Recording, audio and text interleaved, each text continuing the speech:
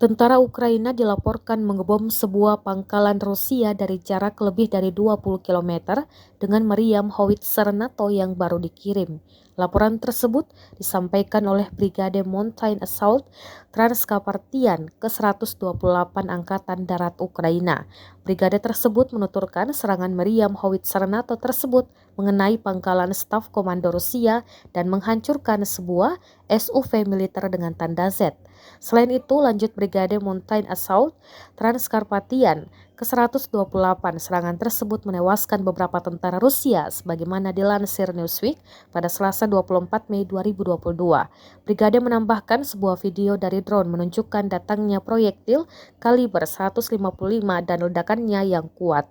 Pasukan Rusia menginvasi Ukraina pada 24 Februari dalam apa yang oleh Kremlin disebut sebagai operasi militer khusus.